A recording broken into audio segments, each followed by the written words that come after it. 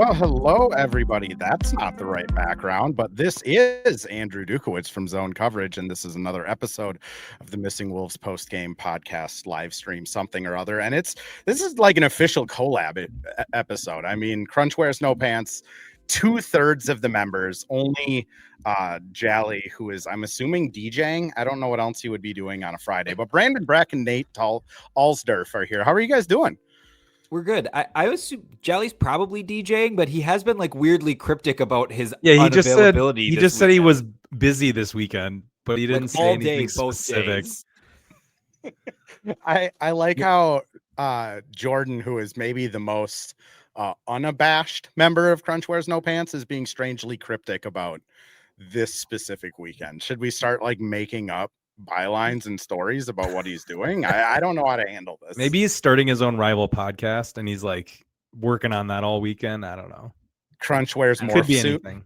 Yeah. He's probably just doing something really chaotic. Maybe he's the person that was in the Crunch mascot costume that just fell down on the broadcast today. I was like telling the other media guys in the locker room while we were waiting for Ant.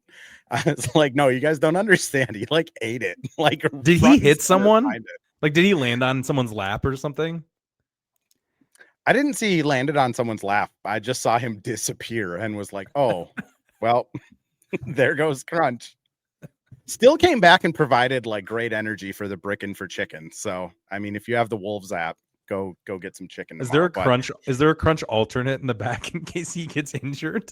Like, do they have like somebody in the stands at any point in case he has something happen? Let's pull back the curtain on some Crunch lore for you guys, because like even at like charity events, right? Like when you're going to like meet with little kids, Crunch pulls up in his own trailer. You're not allowed in that trailer. No one is in that trailer except for Crunch and like a handler from PR. A handler, like a handler, like someone at the zoo, like he's a real animal. People that are, I swear to God, there are 3 people whose job description is pretty much Crunch follow. Like when you say handler, like I'm literally seeing him with a collar and a leash, and they're it pretty much is. What was like the show from like the early 2000s, like the Dog Whisperer or something? Cesar Millan, that guy. Cesar Millan, yes. Yeah. They employ Cesar Millans for Crunch, and he comes out of his custom trailer, does the whole Crunch thing, goes back into the trailer, never says a word, never nothing. I would hope not. No, it's like even when it's just me, Crunch, handler at like a kid's book event an hour before it starts, he is still in full Crunch mode, just like dancing around, like hyping himself up. Guy has no off switch. Is Crunch a diva? Are we learning he maybe has a little diva in him? Wow. I mean, he could be a diva. It also could be that like there's a clause in his contract that if anyone finds out who he is, he's like sentenced to death or something. I mean, there's only 30 of these. There's only 30 of these jobs out there, and he's reached the pinnacle of his field. So, I mean, he deserves to have a little bit of an edge, I think. Yeah, that's my Crunch fun fact for the Crunch Wears No podcast, or Crunch Wears No Pants. Prowl sometimes wears pants podcast. Prowl, same thing. Thank you for using our legal name. I appreciate it. I'm expecting at some point a hyphen to be added on Spotify. So when I'm listening, I see hyphen. I will also share. I listened to your episode that came out today, and one of my greatest achievements in in my journalism career is no longer being introduced on a Crunch Wears No Pants podcast as Andrew from ZoneCoverage. I'm just Andrew Dukowitz now. I was like, wow. Or Dookie. Nice. We like calling you Dookie sometimes. We love Dookie.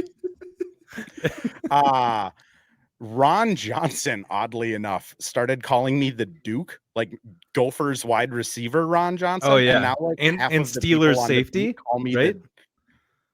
Was he?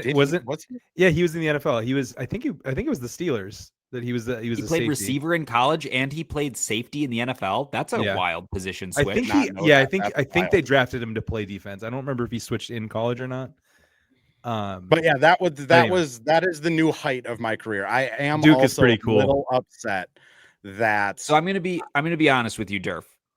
This is a different Ron Johnson. There's more than one? What a unique, very generic name. There can't be more than one. The Steelers' Ron Johnson went to Eastern Michigan, according to ProFootballReference.com. I think it might be the Ravens. Well, this guy is a safety for... This guy was a safety for the Steelers. I think this is who you were thinking of. No, but there might be more than one Ron Johnson. And I might Here you go. Ron Johnson Jr. from Minnesota. Probably more than one Ron Johnson. He did play for the Ravens, but he was a wide receiver. Like I said, he was a wide receiver for the Ravens. Why are you putting words in my mouth? I never said that. There's no audio proof of it at all. We've been recording for 5 minutes. I did immediately really feel like FOMO that I could have called Durf and been like, is this the sound you're looking for when the trombones were going? Like the fact that didn't go through my mind. Like I messed up on that one. That would have been iconic. It's okay. I'll do better next. It's all good. It's all good. We all fall short sometimes. It's a learning opportunity. So Wolves didn't fall short. We'll hard cut into it. 124-110 over the Kings. I mean, Brandon, I'll kind of start with you because I know you're a stats guy. Sabonis, 31 points in the first 3 quarters, 3 in the fourth quarter, and the only time he scored was a garbage time 3-point shot. I mean, how weird is it that this Wolves team now seems really prepared to play bad teams, but still has that like switch that they can just flip on where the game's over and they don't have a chance? Yeah, I mean, like you said, that's kind of what happened. Was it really felt like they were coasting a little bit in those first 3 quarters, but also like it was just kind of a weird game too. Like it had weird vibes. Like Jaden kept getting hurt, so the rotation got mucked up right away in the first quarter. And we know Jaden's kind of a rhythm guy, and I thought they did a good job just like subbing in Mike Conley and then subbing Jaden back in and not letting it disrupt like the entire rotation pattern too much. But like they got off to that big lead, and they are kind of a team that has a propensity to be like, oh, this is a team that we blew the doors off a week ago, and now we have this 15-point lead. Like we can just kind of coast through this one. And there were a couple of reasons for that. Like Rob wasn't very good. Nas wasn't very good until the fourth quarter. But yeah, then they did just kind of turn it on in the fourth quarter. Like after a really, really poor defensive effort through 3 quarters, like the Kings only scored 11 points outside of garbage time in the fourth quarter. Part of that was due to really good defense. There was also like kind of a lid on the basket for the Kings. Like they just stopped making their floaters and layups. There was like a legitimate like 20-minute period where the Kings didn't score. Like they were stuck on 100 forever. So yeah, I mean, and then it all kind of comes out to a win that they kind of like ran away with after it being really close for the majority of it. I mean, the other thing that like popped off the screen for me is just Anthony Edwards again comes out of halftime and just is incredible. I mean, 8 of 8 from the free throw line, scores 17 points in the third quarter, plays every minute of the third quarter. I mean, this wasn't something he did last year. What's been different with him, Nate? Well, I do think like this game was a little bit more of the Ant of last year, this game specifically, or at least the first half, I should say, where he hasn't really done much of that this season so far because he's kind of, as he said, like he's trying to hit his game high in points every time he's playing like the lesser teams. And so it was like a little weird seeing that from him, just kind of not lazy, but just like a slow start to the game. And then he just like chooses to be great again, like just, it's like an on-off switch for him. But yeah, I mean, I think like from like a mentality aspect, I think like getting hurt early on probably lit a little bit of a fire under him, like not being able to play and being sidelined and watching his team like lose a couple games they shouldn't have without him, but then also just like, I don't know, just missing some time early, and he's a competitor. And I think that, I don't know, that fuels him a lot. But yeah, I think this game to me felt like I wasn't too concerned, but I did have the weird vibes, like Beck was saying. It just felt like a wonky start to things. But it felt like to me a mixture of just like 3 days off where you're like a little bit out of rhythm with things. And then also knowing that you have a back-to-back and you're playing the Denver Nuggets tomorrow. And so there's probably a little natural humanness, as we know this team is apt to do, where you're taking your foot off the gas a little bit and seeing, yeah, it's a cup game. We want to win. Like, we know point differential matters, but we also want to make sure we have, like, we're playing the best basketball player in the world tomorrow, probably, assuming he's healthy. He's questionable with a wrist. I know. I'd just give him the day off if I were them. keep him safe. Keep him safe. But yeah, I'm sure there's until Christian Brown comes back, honestly. I mean, is he any good without Christian Brown? We don't even know. It might just no sense. There's no sense in risking it when they're not full strength. So just like coast. They can come back right after the Christmas Day game against the Wolves. Yeah, that's perfect. I mean, we'll get into the Nuggets game, but like this is going to be the first like actual. Yeah, I mean, New York was a test, right? But like this one is. The Nuggets are a team that the Wolves have traditionally kind of owned over the last 3.5, 4 seasons.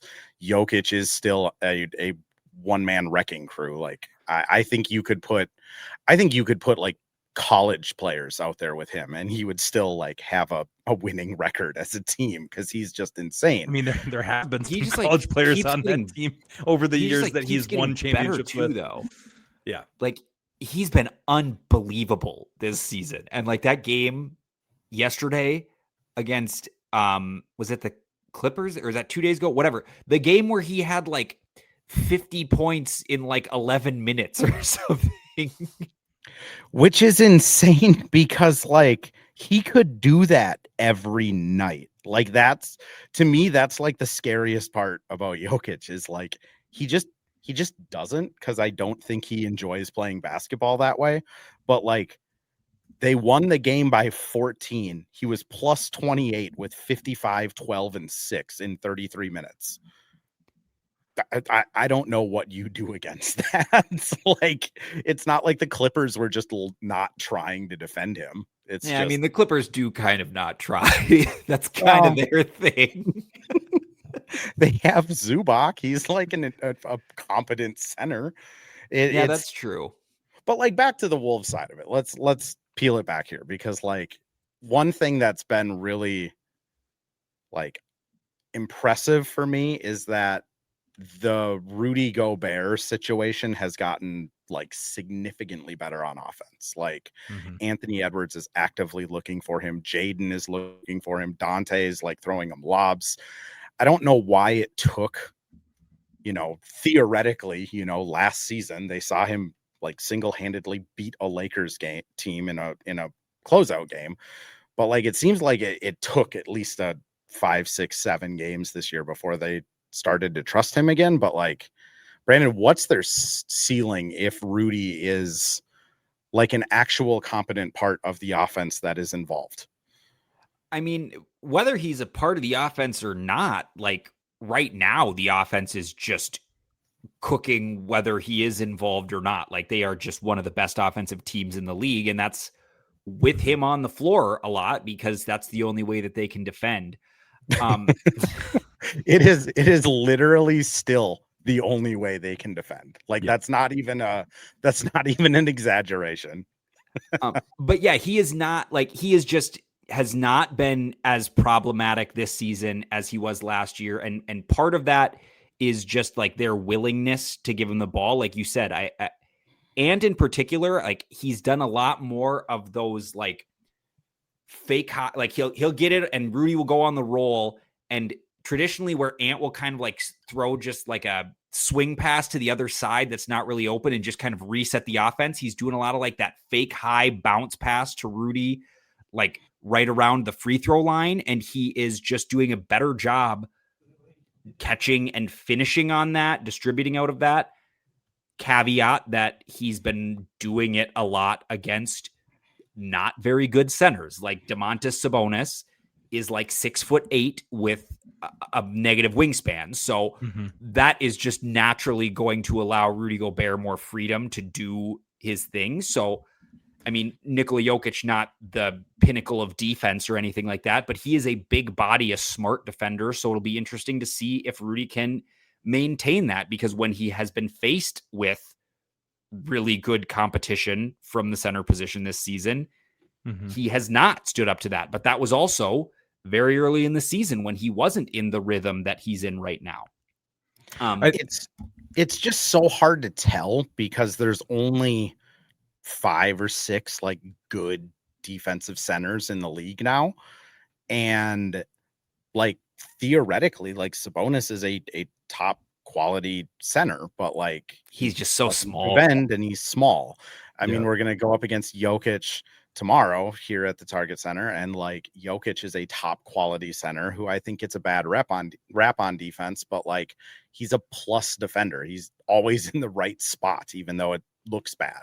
And he's really handsy. That's the hard part with Rudy, right. Is that the guys who are really he's good gonna get really hands, frustrated. Like, yeah. That's the thing with Rudy is like if he gets in his head, like as funny as it sounds, like if Jokic gets in his head early, it does disrupt his flow of the game. But I was going to say, to your point about the getting Rudy involved on the offensive end, I actually think it's less about him being involved in our offense, feeding the offense. I think it's good, but to Beck's point, like it's clear we've been a top offense in the NBA without him being super involved for the large part of the season. But I think it's more about him, the impact on defense. I think Rudy is one of those guys, we've talked about this, when you feed him on offense, it actually pays dividends on the defensive end because he can check out of games, because he's so like he does get in his head, and if he's not getting touches or his basket or like, you know, his dunks here and there, he can disengage a little bit. So I do think that there is a like through line between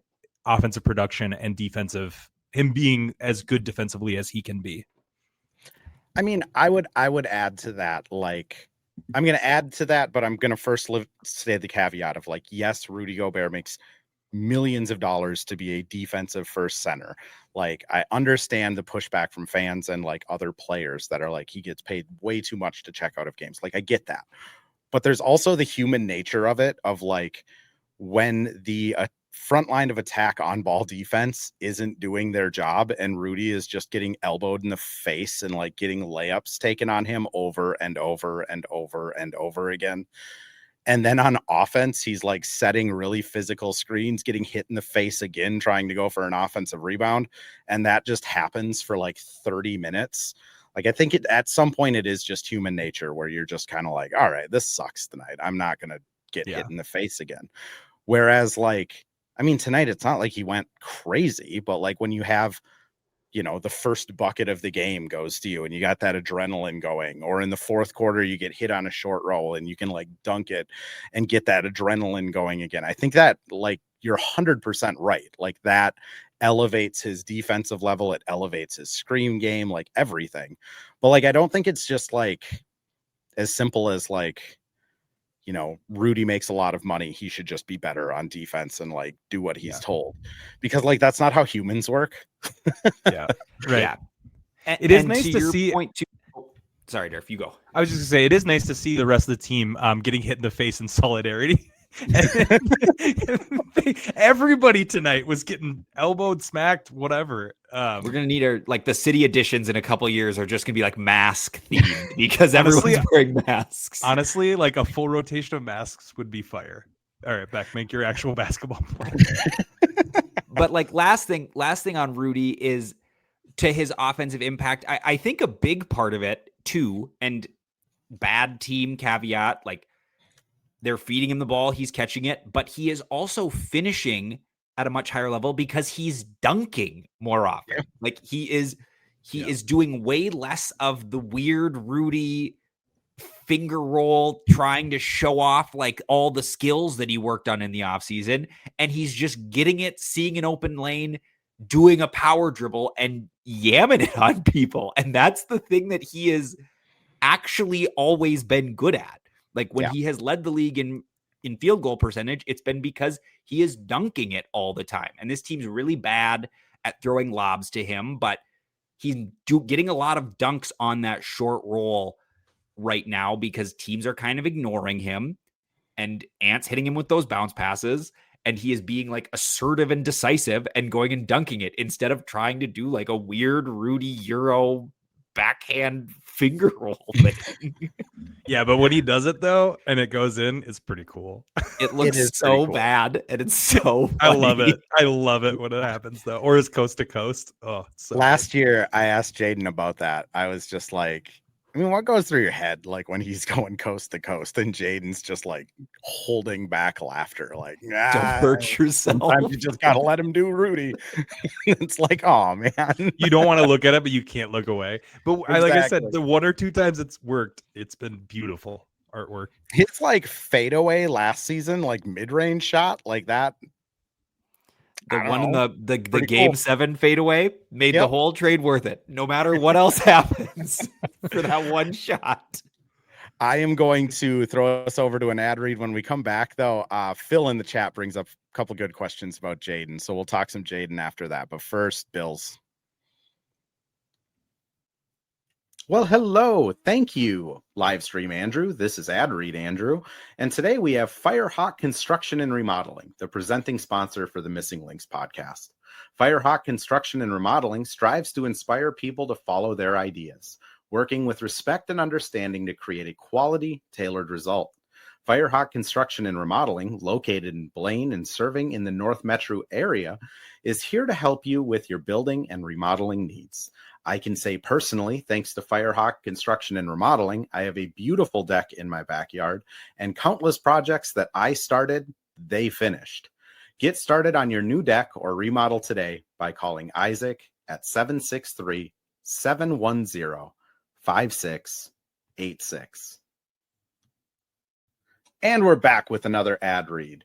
This time for Pence Homes, the presenting sponsor of Hitting the Hardwood Network. From the best tools and technology to transparency throughout the entire process, Nate Pence and the Pence Homes team is the top choice for buyers, sellers, and is proud to support you and your home ownership goals.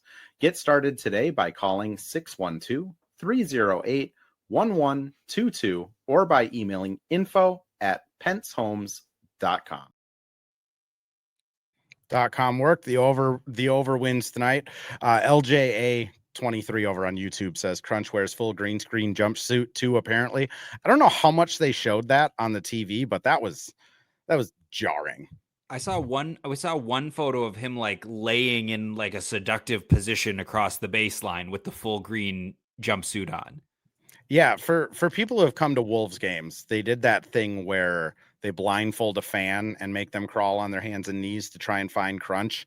And Crunch, like, first off, morph suit on a mascot costume. That was interesting. But Crunch was just kind of laying there seductively for like 2.5 minutes as the fan did not find Crunch and did not get their prize pack. Because he blends right in with the floor in that thing. How are you supposed to even see him? He's blindfolded. Like, they didn't need the morph suits. It served no purpose other than now it'll be. It was strictly for the onlookers, which didn't need it either. If there is one thing this Wolves team is good at, it's like going full into what the meme of this is going to be. And like, you guys, top of the world right now with the trombone womps. Like, I was sitting amazing. Like in front of Sneaker Reporter and Kyle Tyke, and every time they did it, I turned around and was like, this is effing insane, right? Like, they're doing an internet meme after every basket Julius makes. It's insane. I don't even like, I don't even feel the need. I'm going to, but I don't even feel the need to tweet the video because it's like happening on my screen. Yep. I don't feel the need, but I'm going to. Yeah, I'm absolutely I will be posting the Goosebumps video as much as I can. It's just still wild because that, like, you guys, you've been to Wolves games. Like, Brandon, you're coming for a company outing. Like, that bass hits on that trombone. Yeah. I cannot wait. I cannot wait for my boss's boss to be like, what's this all about? And me be like, let me tell you. And you're like, I am in fact the creator of this lore. I want to make very clear. I need to emphasize this all the time because I posted it into oblivion. I did not make the Goosebumps video. Jordan made the Goosebumps this was all video. Jordan. And I need to credit him at every turn because I posted it so much that people started to think I made it. Did the original video actually get taken down, like copyright struck, or like what happened? It was a to it? DMCA thing because you're using like copyrighted music. I so assume. Jolly Somewhere posts Travis Scott's manager was like, we cannot allow this to keep on going. This is getting more plays than the original by song. Some AI thing or something. Yeah, I'm sure that's what it's it was. a lot better to think it's Travis Scott personally sitting there, you know. But yeah, Jolly posts all his videos from his burner so that when he does get flagged for copyright, his real account doesn't get taken down. So he lost his whole burner for a little bit, and then he got his burner back, but the video was gone. Before we get into Phil's Jaden, Professor just says of the starting five, Rudy is the fifth best offensive player, so he's getting exactly the touches he should. I do kind of agree with that. Like, I don't think they're using him too much. It's just nice to see him finish a game with more than 2 shot attempts. Like those ones, I always feel for Rudy after those games because, like, man, you got hit in the head so many times for 2 shots. He also has to be involved, or the defense is just going to ignore him, and then that's going to neutralize his ability. Like, then you can't have him screen because screening is just bringing a double team if you're not going to pass it to him. Like, he does have to be involved just to like keep the defense honest. It's like the football. You can't just run it the same direction every time. You got to throw some counters in there, or they're just going to put all the defenders in the place where you keep running it. And that's just always been the conundrum with Rudy Gobert is how do you feed him without force feeding him? Like you just have to find that balance. Don't post him up. And that balance changes per game. That has completely left the playbook. I haven't seen a post up more than like one of those all season. Phil asks, has Rudy ever gotten a foul called for him getting hit in the face? Not that I'm aware of, but he does get hit in the face a lot. But Nate, I'm going to throw this one over to you. Just, how happy are you guys that we're getting this version of Jaden? I mean, it is now to a point where I feel comfortable saying the sample size is enough to where maybe 18.5 points isn't realistic for a season average, but 16, I think is perfectly within the realm. And he's probably not shooting 50% from 3, but 38 to 40, I think is doable. But where's your level of Jaden confidence at this point? I'm elated by this. Our podcast has been pro Jaden for a long time, and it's really fun to see pay off. And I think we echo most of what people in the fan base think, which is Jaden has been this unlock we've been waiting for so long, because you see it in flashes, you see it when there's injuries and he's called upon. He is just he is unselfish to a fault at some point, in his career development, where it's you're capable of this. You just it's we talked about this, you just need to be told to do it. And you're okay, now I'll do that thing. And I think it's been this thing every year where he's a playoff riser, and as the season goes on, he builds this confidence. And it's been we just need this for the full season, man. You got it, you can do it. We need to figure out a way to engage you early. And I feel he's, to your point, the sample size is big. Ant's back, and that was a big concern, not concern, but a big is the Ant touches and the way of Ant being more ball centric and Jaden being in the corner, is that going to disengage him, or is that going to be more of a, he goes back to his unselfish ways? And that really hasn't been the case, partly because we're scoring 140 points a game, and maybe that's just a result of that, adding in, we thought oh, well, for him to have 18 points a game, that means those are points coming from somebody else. But no, we're just scoring 18 extra points, because our offense is just humming right now. So he's playing complete basketball right now, and he's been one of the most important players on the team, if not the. I really What's crazy with Jaden is, coming out of Washington, I just looked it up. He was the number 1 recruit out of the state of Washington. He was 7th in the class of 2019. And he had a game his senior season where he scored 51 points in 36 minutes. At Washington, he could score in bunches. He's always had this ability. My main thing with Jaden is he is developing like a normal NBA, like borderline all-star player develops. Like this is his 6th season. This is where he should be taking the jump. We're just all kind of whitewashed by like Ant coming into the NBA and being immediately awesome. But like this is how like Paul George, Kawhi Leonard, Danny Granger, like this is how those guys, Andre Iguodala, like this is how their careers progressed. And it's just really cool to see Jaden following that path. But Brandon, I saw you were going to say something. I was just going to say, I really liked the first play of the game, like giving him a post-up touch and letting him like play make out of that too. He looked really comfortable doing that. So that's a good way to kind of like, similar to the Rudy thing, is to kind of force feed some offense to Jaden early so that he doesn't kind of get into the like sit in the corner mode and not so he's not reliant on the ball being active the way it's been in these last like couple of weeks, but you kind of like get him energized early by doing like stuff like that and getting him involved. But like Durf said, I think it's just really encouraging that he has maintained the high level of play with Ant's return, and he has not had to sacrifice as much as we maybe thought he was going to when Ant came back, because he's still being really active in transition. But he was also so good in that time that they're like finding more opportunities to make him like a secondary playmaker when Ant is on the floor. When he's on the floor with like one of Ant or Julius, they're not just having him be a play finisher, they're having him be a play initiator. And he is just thriving in all of that stuff, because it kind of just feels like he realized how big he is. Yep. I did think, I'm going to be honest, that might be what happened. The reason he's rebounding better from all accounts, even Jaden himself, is Tim Connolly told him to rebound better. And he was like, yeah, okay. Yeah. And then he's just like finishing around the rim, because all of a sudden he's like, oh, wow, I have the 3rd best defender on the floor on me. Guess what? That's probably a tiny guy. He's so long and he's so giant. And I don't think, to your point, like, I don't think he realized that up until this point. But yeah, like getting him involved stuff.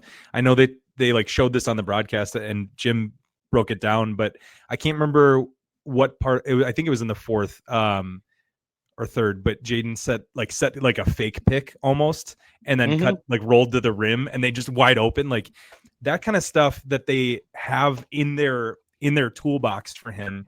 Ways to scheme him to get to the rim, not just like Beck said, get him, in the corner for an open look. Because then you're also not relying on shooting variance too, where he's been shooting lights out, but also, that's a high percentage look and an easy way for him to get a quick bucket. And again, he's so long, he can do it with ease. I love it. And everyone shoots better after you've seen an easy one or two come in. And there's a reason why, like, the trope is if a shooter's having an off night, don't let him get to the line to see a couple go in. Like, or like the Kevin Garnett, like block after fouls thing. Like never let him see one go in. The reason that is like a trope and commonly said is because it's true. So even for guys like Jaden, if you can start his night off with a layup or like a mid-range shot, that 3 is probably going to feel a lot better leaving his hand, which again, it's always so funny talking to Jaden because, what's different with your shot? Okay. Yeah, fair. that poor guy got the absolute shit kicked out of him tonight, though. Let's talk about that, because he got hit in the face. How did they miss that call? Like, that was insane. He hit him with like his entire body in the face. And he just comes off, goes to the locker room, comes back. Like, few minutes of gameplay later, he gets hit in the twig and berries. Has to by Sabonis's log of a leg. Yep, he had to. I mean, I will give him credit, because I would have immediately started crying on the court and probably vomited, but he composed himself, went back to the locker room, came back. Then he it looks like he either tore his knee or tore his groin. Goes back to the locker room, comes back, and then even with a minute and a half left, Russell Westbrook is like riding him halfway up the court trying to get a rebound. Like, I kind of joked about it on Twitter. Like, John posted, like, not good, Jaden's going to the locker room and took his jersey off. And I'm like, well, at least he didn't like punch the wall, because Gross. This is maturity from like a guy that in Washington, like in college, he had kind of a a hot temper, and we've seen Jaden have a hot temper up until this career. I mean, how impressive was him just not strangling someone tonight? Honestly, like, it was so badass too that he just came back into the game. Like, everyone just thought he was dead. Like, Yep. as soon as the jersey came off, I was like, oh my God, he tore his groin. He's gonna miss 3 months. And then it's like, okay, 5 minutes later, Jaden's checking back into the game. He's Ant is rubbing off on him. He's amount of becoming people Ant. that openly offered up their groin to Jaden McDaniels was honestly kind Whoa. of, I don't know if you can say that. I know he's been playing good, but that seems like a bridge too far.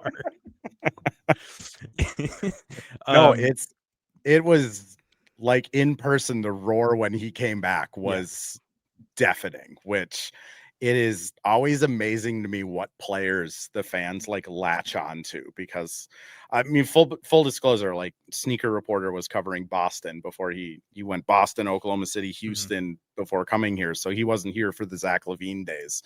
And before the game, he's like, yo, just for my own knowledge, do like Minnesota fans like really like Zach LaVine, or is he like and it's kind of like, like I think fans on the overall are pretty indifferent, because like Zach wasn't.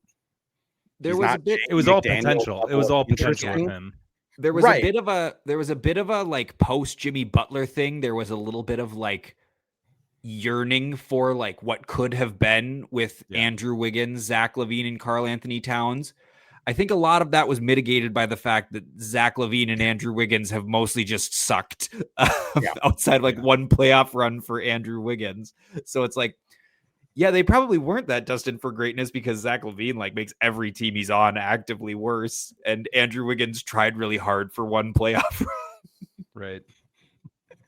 It's just interesting to me that like Jaden McDaniels, massive fan favorite. Dante DiVincenzo, massive fan favorite. Like Naz Reid, massive fan favorite. But like Zach LaVine, meh. Andrew Wiggins, meh. I think it just comes with winning. Like, everyone, when the team is winning. You're also talking to a fan base that like worshiped Dante Cunningham for like 2 years though, and like Anthony Tolliver got like a raucous ovation from the like 87 people in the building, but still a raucous ovation nonetheless. Yeah, but it's just like I think you're just more likely.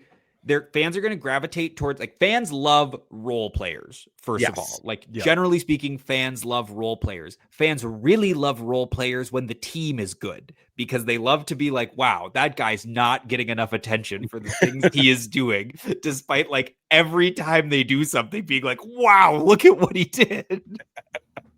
But like, and so I think that it's really like kind of that simple. It's like the team has been really good for like 5 years. Jaden's been on it the whole time. They drafted him. He's been something between a role player. Like, he's been a good role player, but he's been a role player. And so fans just kind of naturally gravitate towards those players. Like, we love Ant, but we're going to be more critical of Ant when things go wrong, because we expect so much from Ant, but we don't expect that much from the role players, because they're role players. But we also love effort. So if you're like a high effort basketball player, and obviously it has to lead to winning basketball, but like Dante, I don't know if I'd say it has to lead to winning. Like Josh Okogie was like fan favorite. That led to some winning. He blocked Harden that one time, remember? Yeah, but that team was terrible. Josh Okogie was on but we won that game. We won that game. That was the one playoff game we won. Was Josh Okogie was his last year the play-in Clippers year, or did he play the year after that too? He was never on a team with Rudy, was he? No. Yeah. So he was. He really wasn't. You are right. I'm just saying, like, Minnesotans, and I say this as a Minnesotan that watches Vikings, Twins, right. Like, there is nothing that you can endear yourself more to a Minnesota fan base than just being like that gritty underdog effort player. Yeah, just trying. And I think that also, like, it's like if you overcome something. So like Jaden was like a raw prospect, and I know he was still a first round pick, but like seeing players develop over time, which is wild because I heard the head coach doesn't develop players, but seeing those guys develop is just like you're on the journey with them and you're rooting for them. And so having long tenure with the team and seeing that develop over time and putting in the work and seeing it pay off, you're on the journey with the player. One thing I was going to say quick about, we were talking about Jaden, just like his temper at times. Recently found out that he was on a Washington team with Isaiah Stewart. Can you imagine that? No, I didn't. I did not know that team was nuts. That recently surfaced. I mean, I didn't pay a lot of attention to Washington basketball, even if they were in the tournament. I'm sure they were. I still don't, and I technically cover college basketball, so yeah. Don't but feel like, bad. so like that was an after the fact thing. Somebody just resurfaced that on Twitter, and I was like, that is an absurd pairing to have. Like technical fouls waiting to happen, ejections, fights. Yeah, and also Durf, to your point of the longevity piece, like the fact that we've gotten to know Jaden McDaniels. I'm just looking this up now. How many guys do you think have played more seasons with the Timberwolves in their entire career than Jaden McDaniels? I could just, so I know, how many seasons is it again? 6? This is 6 seasons. This is year 6. I mean, I would. Yeah, I mean, Durf, you go first. That's tough. Like 12. Like not 12 guys. Andrew, I was gonna say like 25. It's 8. That is insane. 8 players who have played more than 6 seasons. There's 16 players if you do 6 seasons, but only 8 guys have played more than that. And it's all guys that the fan base gravitates towards. It's Wally Zerbiak, it's Ricky Rubio, it's Naz Reid, it's Gorgie Jang, maybe not Doug West, Karl Anthony Towns, Sam Mitchell, and Kevin Garnett. Like, yeah. When you're on a team for a really long time, the fans get attached to you. Like, that's what this is. This is one of those like depressing lists where you're like, man, we've been a professional franchise for longer than I've been alive. And they have 8 guys. Like 8 guys who are even like who've been on the team for a full contract. Yeah. I mean, I guess I'll just ask you guys, like, how satisfying is it to watch this Naz, Jaden, Ant, like having this opportunity for us? Because there is like an alternate timeline where like Jaden gets traded for Rudy or Naz leaves in free agency, but like it's not like we get these 3 guys for at least another 4 years, I would assume. But like, how satisfying has that been to like watch? I mean, it genuinely makes it kind of weird because part of the fun. No, because like part of the fun as a fan base is like wish casting over trading for Ja Morant, or like the trade machine is super fun because it's like this math problem to be like, does this math problem work? But you're so emotionally invested in Jaden McDaniels and Naz Reid that you're like, all right, they're off limits in all my trade machine things. And it's like, well, now it's just impossible to trade for anybody because any trade for any reasonable good player that you dream up, you're like, oh, I guess I mathematically have to trade one of these guys. Well, I don't want to trade any of those guys. Yeah. You have to look for whatever player you feel the least emotionally involved with, which doesn't really happen on a small roster like in basketball. Were you gonna keep going, Beck? No, I was just. I mean, that was a joking way of like. Obviously, fans are. That was part of the reason why everyone was so sad about the Karl Anthony Towns trade. Is like, you want to win.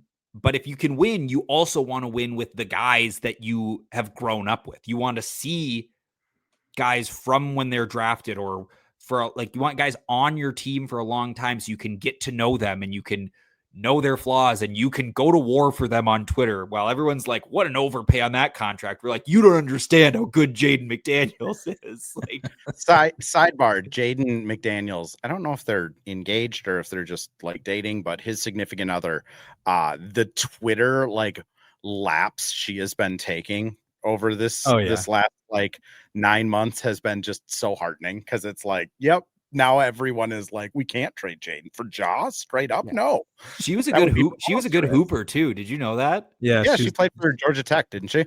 Yeah, we want her on the pod at some point. I don't know if that's ever gonna happen, but I will say massive respect to her and Jaden, because I know they were like pregnant this last year, but my first year covering the Lynx, they were at like a ton of games, like sitting in the cheap seats with like normal humans, which that's always just super endearing to me, is like, oh, you are normal. Yeah, I mean, she's done a ton. And it's very on brand for Jaden. Like I couldn't picture Jaden sitting courtside at something.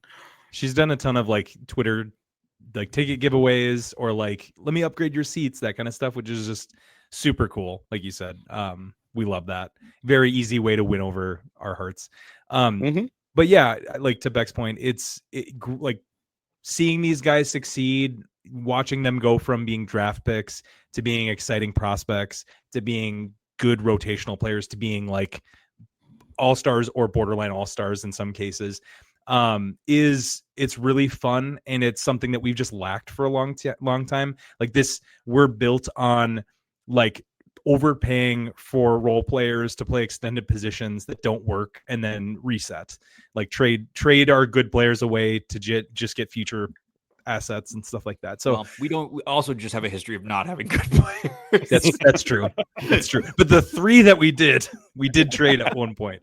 So and to just also see like the Kevin Love, you move on from him, like eventually like Al Jefferson, you move on from him. Like it is right. Vid Krejci, you move on from him. I mean, all the guys, all the big guys.